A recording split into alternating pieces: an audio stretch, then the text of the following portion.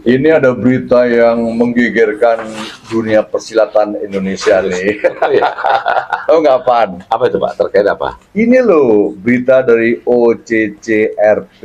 Oh, yang itu. OCCRP apa sih kepanjangannya, lupa saya. Itu. Organisasi Crime Corruption RPP. Report apa ya? Lupa. Project ya, ya itulah kira-kira Pak ya. Itu dunia internasional loh Pak. Ya. Nah itu. Dia tuh bilang ada 5 finalis yang diduga korup lah gitu, terkorup itu 5 pimpinan dunia loh Pak, gitu. Yaitu satu presiden Kenya atau gimana, nah Pak Jokowi itu nomor 2 selain 3 orang lagi di bawah Pak Jokowi. Cuma anehnya si pemenangnya bukan dari 5 finalis ini. Si pemenangnya adalah Bashar al-Assad, presiden Suriah yang lari ke luar negeri karena digempur oleh sebagian rakyatnya itu loh. Kan kacau itu. Masa 5 orang finalis yang keluar bukan dari satu dari 5 orang finalis itu, tapi justru nama orang lain namanya Bashar al-Assad. Nah itu tanggal 27 Desember Pak, udah keluar kemarin sebelum tahun baru gitu. Nah sekarang beberapa hari yang ini tanggal berapa? Tanggal 4 ya? Tanggal 4 Nah tanggal 2 Januari itu keluar lagi berita tentang klarifikasi lah katakanlah dari OCCRP bahwa satu, sebetulnya tuduhan OCCRP terhadap Pak Jokowi itu ternyata nggak ada buktinya karena dia hanya merekap dari pemberitaan para jurnalis katakanlah dari Indonesia atau dari negara lain itu. Ini gimana menurut Pak ini? Kan jadi gonjang-ganjing Indonesia ini selama beberapa hari. Iya. Harusnya tahun 2024 ditutup dengan tenang Pak ya. Iya. Kok sengaja dibuat seperti itu ya? Delalahnya ada berita seperti itu. Geger lah sebagian netizen Indonesia atau rakyat Indonesia ini. Tapi sebetulnya yang paling sangat bersangkutan terhadap hal ini kan Pak Jokowi Pak. Ya. Apakah pihak yang mengumumkan ini sudah melakukan cross check ke Pak Jokowi? Enggak, karena dia itu cuma mengambil pemberitaan. Nah cilakanya kalau yang pemberitaannya itu yang katakanlah orang yang mensinyalir Pak Jokowi melakukan tindak pidana tertentu, ditangkap sama dia. Kan ada tuduhan macam-macam nih, Pak Jokowi diduga melakukan korupsi, Pak Jokowi diduga melakukan bentuk-bentuk kejahatan yang lainnya. Walaupun pada menjelang akhir Pak Jokowi sebagai presiden itu approval ratingnya kalau nggak salah masih 75% rata-rata di Indonesia. Masih bagus sekali. Nah ini kan kontradiksi dengan hasil survei di Indonesia yang 75% dengan hasil OCCRP itu loh Pak. Ini kan kacau ya nggak Pak? Tapi itu dituliskan istilahnya finalis Pak ya? Finalis 5 orang itu, 5 orang finalis. Kesannya kok seperti perlombaan ya? Ya itulah makanya saya nggak tahu. Kalau perlombaan itu dari finalis kan mesti satu orang yang pemenang. Nah ini pemenangnya orang lain. Orang lain itu kan aneh. Tidak masuk dalam kategori finalisnya mereka. Ya, katakan aja seperti balap greyhound ya. Ini baris 1. Greyhound itu anjing balap ya. Iya. 45. Ini yang finalis nih, ya kan? Terus balap, berangkat, pemenangnya dari sini. Itu kan aneh ya? Aneh banget. Itu hasil voting, Pak. Voting ya? Iya. Nominasi itu adalah hasil voting.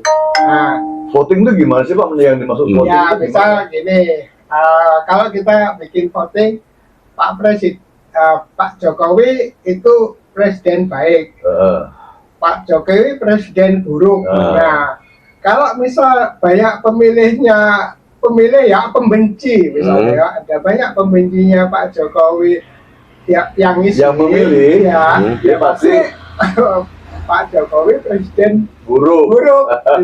Kira-kira begitu. Nah, dan itu lucu nanti kita ada satu bentuk voting ya itu ada Pak presiden baik, Pak presiden buruk.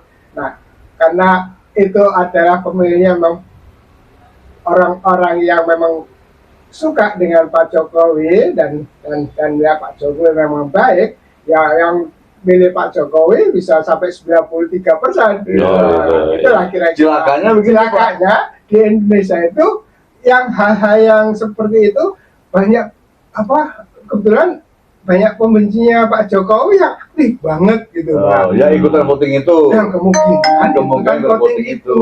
Gitu. Itu voting dilaksanakan di mana? Itu melalui sistem jurnalis Pak. Ya tahu seperti apa. Metodenya apa? Nggak ada metode. Kayaknya. Jadi kan kalau kita lihat dari collecting data, itu kan banyak metode yang dilakukan yang sifatnya resmi dan bisa dipertanggungjawabkan, Pak. Harusnya. Kalau metodenya acak adut kayak gitu kan, itu namanya survei, beda. Survei sama voting, Pak. Ya voting sekalipun kan harus formal itu, Pak. Resmi. Harus di lembaga internasional. Iya. Kita kan juga tidak begitu tahu bagaimana caranya dia lakukan voting. Terus lembaga mana saja yang melakukan voting itu? Termasuk para jurnalis mana? Apakah mereka bersertifikat, katakan begitu, yang qualified atau tidak? Jangan-jangan yang kacangan yang nulis ini. Yang paling kacau dalam voting itu, Pak, kalau sistem votingnya itu tidak membatasi. Misalnya saya bisa nge-vote beberapa kali. Kacau, ya nggak, Pak? Kan dia. Proses sebel, saya bilang sebel bolak-balik. Proses senang, mestinya kan sekali teks selesai. Iya, nggak bisa lagi. Karena dengan metode HP kan, HP tertentu nggak bisa 2 kali voting dong. Gitu. Bagaimana caranya? Nah, itu juga harus jelas, Pak Bri, ya kan? Itu namanya voting. Kalau survei beda. Ya. Survei itu ada metodologi statistiknya.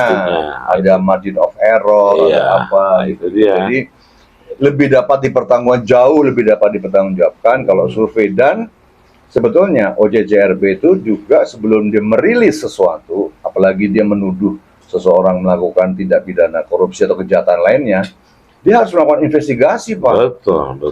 Bener nggak nih 5 orang yang finalis itu memang memiliki bukti-bukti tindak pidana tertentu itu yang dituduhkan oleh ke-5 orang itu. Ini kan celakanya kan yang menang malah Bashar al-Assad. Itu dia. Bashar al-Assad yang tidak ada dalam 5 orang ini. Iya, ini kan kacau. Tapi by the way juga, Pak, kita kan juga lihat di YouTube nih. Jadi Pak Jokowi itu dengan tenang aja, bilang, ya kalau memang itu ya dibuktikan aja gitu. Kan begitu. Artinya Pak Jokowi mempersilahkan pembuktian itu. Apakah tuduhan OJJRB itu memang layak ditindaklanjuti apa enggak? Buktikan saja. Nah, Pak Jokowi itu juga mempersilahkan kalau memang dirinya korupsi, silahkan dibuktikan. Pak Jokowi mempersilahkan, dia tidak menolak loh, Pak. Kalau memang dirinya ada tindak pidana, entah itu korupsi atau kejahatan lainnya, silahkan dibuktikan, kan jadi bagus gitu, Pak. Dan Pak Jokowi menyampaikan dengan santai. Kalau nggak salah pakai kaos tanpa kerah, dia ngomong di depan rumahnya itu loh, di Solo itu, bahwa kalau memang dirinya korupsi, ya silahkan dibuktikan. Cuma ini kan katakanlah para hater, kita sebut aja, Pak, ya. Hater tuh menggoreng lah berita dari OJJRB ini sedemikian rupa untuk membangun narasi yang diharapkan bisa mempengaruhi persepsi publik gitu, bahwa si yang dituduh itu memang melakukan tindak pidana kejahatan atau tindak pidana korupsi. Kalau Pak Yasin gimana kalau berita-berita kayak gitu? Bentar, haternya itu aja banyak kan yang katanya profesor gitu ya, tapi nggak pernah melakukan cross check dulu, tapi karena udah hater ya udah itu dipakai aja buat mereka untuk menyerang Pak Jokowi gitu loh. Itu pendapat para ada sebagian intelektual ya aktif di YouTube itu mengatakan, lah ini loh ada tuduhan dari CRP, maksudnya Pak Jokowi dipanggil oleh KPK, bahkan seorang mantan pimpinan KPK ada di sebuah YouTube mengatakan, ya Pak Jokowi harus diperiksa oleh KPK gitu. Lah orang nggak ada buktinya, bagaimana cara meriksanya gitu. Jadi memang harus dikumpulkan alat bukti dulu kalau memang seseorang itu melakukan tindak pidana korupsi katakanlah, baru penegak hukum bisa memanggil. Kalau nggak ada memanggil mau ngobrol apa, Pak? Coba. Pak Jokowi, emang Pak Jokowi korupsi ya nggak bisa begitu dong. Betul nggak, Pak? Iya. Gimana, Pak? Jadi, Pak, tadi Bapak bilang ada 5 orang, ya kan? Dari antara 5 ini salah satunya Pak Jokowi di urutan kedua. Urutan pertama Presiden Kenya, Pak Jokowi, terus ada Presiden. Lupa saya itu. Ada lagi yang bukan Presiden ya? Pengusaha. Kalau nggak salah namanya siapa, Adani dari India itu. Ini kan yang terjadi di Indonesia kelihatannya reaksinya menurut Pak Eko positif atau negatif? Nah, masyarakat sempat terkejut dengan berita itu. terkejut, Termasuk ya. kita loh Pak, kita kan terkejut juga. Oh Terkejut gila sih, nih, ya, ada berita di OJCRP Ya. Pak Jokowi Ya. dituduh sebagai koruptor gitu Iya, ya. iya, iya. Jadi masyarakat Indonesia sempat terdiam juga beberapa saat tuh Pak. Nah, tetapi Cuman ternyata kita nggak percaya ya Pak. Itu walaupun dia. saya sih tidak gegabah untuk percaya, Ya. kita lihat dulu ada buktinya enggak gitu. Ternyata Pak, dari para netizen Indonesia yang menurut saya cerdas-cerdas juga, dia tidak menerima gitu aja loh Pak. Dia bahkan melakukan semacam keingintahuannya. Curiosity. Keingintahuannya tentang kebenaran berita dari OJCRP itu. Maka tanggal 2 Januari OJCRP melakukan klarifikasi. Satu, katanya ada beberapa. Tapi yang saya ingat itu ternyata OJCRP tidak memiliki evidence gitu loh Pak, terhadap laporannya dia atau hasil daripada voting yang dilakukan OJCRP yang diberitakan di seluruh dunia itu, ternyata dia tidak memiliki evidence bahwa katakanlah Pak Jokowi itu melakukan sebuah tindak pidana gitu kan. Tapi kan beritanya udah keluar, menjadi headline di banyak tempat, atau pemberitaan di media. Istilahnya hak jawab itu tidak proporsional dengan dengan pemberitaan awalnya gitu. Nah, yang mendengar pertama kali geger, tapi begitu ada jawab malah bertanya juga, nih benar nggak sih OJCRP ini memberikan klarifikasi bahwa ternyata tuduhan kepada Pak Jokowi itu belum tentu tidak memiliki bukti. Kan kacau Pak. Akhirnya netizen sebenarnya jadi ragu terhadap OJCRP ya. Ya ragu dong mestinya. Itulah kenapa OJCRP akan melakukan refine pembenahan metodologinya dan sebagainya. Seenggak-enggaknya OJCRP harus bisa memberikan bukti-bukti awal yang cukup untuk mengatakan seseorang itu korup apa enggak.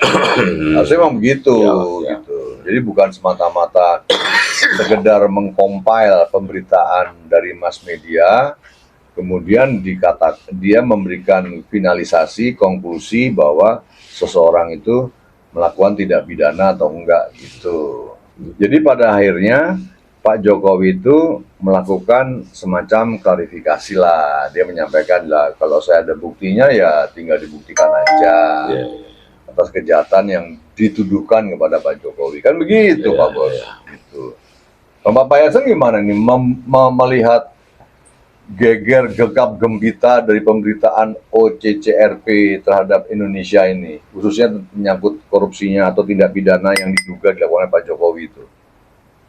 Kalau bagi saya sih Pak, saya anggap angin lalu ini. Dianggap angin lalu ya? Angin lalu saja. Iya. Ini kan seperti kayak kejadian tahun 2004, apa ingat? Tentang apa tuh Pak? 2004 tanggal 26 Desember. 26 Desember, Bapak ingat tanggalnya? Oh, tsunami. Terus ini kan tanggal 27 Desember. Tsunami kedua. Kayaknya gitu-gitu aja ini Pak. Tapi kan tsunami beneran Pak. Lah iya, ini kan jadi fake. Kan gitu maksud beritanya. Cuma tanggalnya telat 1 hari aja.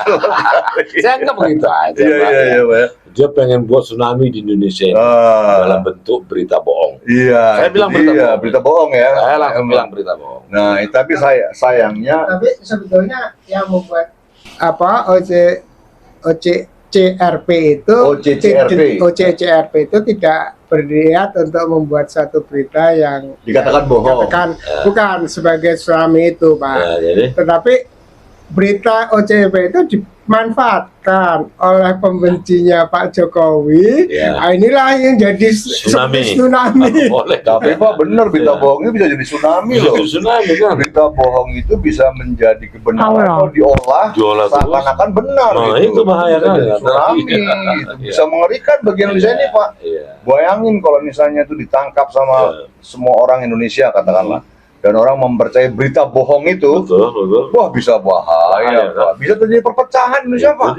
Indonesia yang kita pertahankan ya, para elit politik sih, kita kan rakyat biasa ya, harus menjadi negara kesatuan Republik Indonesia bisa berantakan, Pak, gara-gara berita bohong. Banyak loh, Pak, negara-negara itu hancur karena berita bohong. Banyak yang dikemas sedemikian rupa, dinarasikan seakan-akan kebohongan itu benar adanya. Nah, kita kan pernah alami. Ya seperti sebut di Indonesia sendiri pernah ada berita bohong yang seakan-akan benar gitu loh. Dan berita bohong itu menggegerkan secara nasional dan diterima berita bohong ini sebagai kebenaran. Nah, itu kan celaka, Bos. Iya. Gitu. Ya nggak, Pak? Itu dia. Jadi makanya saya bilang Kita bingung juga kadang-kadang rakyat kalau ini. Aduh. banyak. Dia kan meleset 1 hari. Rencananya dia bikin 26 Desember. saya nanti kalau ketemu Pak Jokowi bilang gitu aja. Orang jadi atau tsunami. Sebetulnya mau dibikin tanggal 26 dirilisnya. Dirilisnya. Tapi lupa mungkin Lupa, OJCRP ya. bahwa 26 Desember 2004 itu pernah ada tsunami Ada di tsunami Indonesia di di Aceh, Pak ya. Aceh. Yang korban ratusan ribu. Sampai dunia Pak, sampai ke Thailand. Oh iya benar-benar sampai di Thailand merembet tsunami itu Iya. mana-mana ya. Emang luar biasa. Ya. Jadi berita bohong kalau kita tidak mencerna dengan benar, lalu kita anggap sebuah fakta kebenaran, itu bisa menjadi tsunami. Betul itu. Betul, Pak, Bisa membuat Indonesia terporak-poranda, Iya. terpecah belah segala macam. Tapi memang ada sebagian orang di Indonesia juga sih Pak yang senang Indonesia ini hancur lebur, pecah belah gitu. Saling bertikai satu sama lain. Itu kan yang kayak sepertinya diupayakan seperti itu. Kayak orang-orang bermimpi itu kan Pak. Iya. Katakanlah dia keinginannya tercapai, Indonesia ini benar-benar hancur. Terus dia mau tinggal di mana? Lah ya enggak lagi kalau Indonesia yang hancur yang senang siapa Ya, gitu itu dia loh. kan, Ya, Pak ya. aneh, Pak. Apalagi rakyat kebanyakan Pak. Ya, susah kita Pak cari makan susah. Ingat nggak waktu peristiwa perubahan reformasi dari kekuasaan berbaru menjadi reformasi ini? Lah saya kan ngalamin Pak, nyari susu rebutan sama orang di pasar swalayan, cari beras, cari apa karena bakar-bakaran di mana-mana sehingga barang-barang pun susah kita dapat. Ingat nggak Pak? Iya itu. Saya kan anak saya masih kecil dulu Pak. Betul, Pak. Jadi kita nyari susu, nyari beras, cari makanan lah. Itu di mana-mana sepi, di mana-mana tutup, dibakar sana sini. Orang nggak ada yang berani keluar kan? Nggak ada yang berani keluar. Nah ini kalau berita bohong itu ditelaah, dikemas sedemikian rupa dengan narasi-narasi yang seakan-akan benar, jangan-jangan ada sebagian orang kita yang mengharapkan adanya peristiwa seperti itu. Gitu. Ada, Pak. Itu kan serem bener itu Pak ya. Jadi bagi saya begini Pak, pemerintah yang sah sekarang harus sigap ya. mengantisipasi hal seperti ini. Iya, betul. Dia harus kirim timnya, intelijennya untuk mencari tahu. Nah, penting. itu kayaknya anehnya tidak berangkat dari pemerintahan loh Pak. Ya. Ini dari netizen loh. Yang bergerak ini. Yang bergerak, yang mencari kebenaran dari berita OJCRP itu. Itu katanya kawan-kawan yang itu ya, kita lihat di YouTube ya. Jadi netizen itu dianggap memiliki kecerdasan tertentu sehingga tidak menelan berita-berita yang akhirnya memang terlihat berita bohong itu dengan cara mencari informasi berita melalui internet Pak, dan ternyata benar OJCRP kemudian mengklarifikasi bahwa mereka tidak memiliki bukti, tidak memiliki evidence bahasa Inggrisnya, kan begitu. Ini kan serem ya Pak ya. Ya kita harapkan sih ke depan para netizen ini juga lebih mau mengulik sesuatu, ada berita tertentu, dicari kebenarannya dulu, kemudian baru disiarkan melalui sosial medianya masing-masing, kan begitu. Jadi tidak itu netizen yang sehat Pak. Iya. Itu harapannya kita kan netizen juga sehat Pak. Ya. Iya. Tapi ada emang netizen yang memang hater katakanlah. betul. Ya, buktinya seorang profesor yang dia mudah sekali untuk mencari informasi, tapi ya memang tujuannya dia itu ya memanfaatkan berita yang nggak betul itu. Iya, itu. Susah memang. Iya, tapi kan by the way juga setelah tanggal 2 Januari tentang klarifikasi dari OJCRP itu, harapannya berita awal 27 Desember 2024 menjadi redup, menjadi adem, menjadi nggak ada lagi lah. Karena sudah diklarifikasi sendiri oleh OJCRP gitu. Yang dikorupsi apa? Ya dibuktikan apa. Ya sekarang kan banyak sekali fitnah, banyak sekali framing jahat, banyak sekali tuduhan-tuduhan tanpa ada bukti. Itu yang terjadi sekarang kan. Ya ditanyakan aja.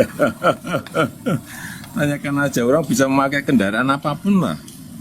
Bisa pakai NGO, bisa pakai partai, bisa pakai ormas untuk menuduh, untuk membuat framing jahat, membuat tuduhan jahat-jahat seperti itu. Ya.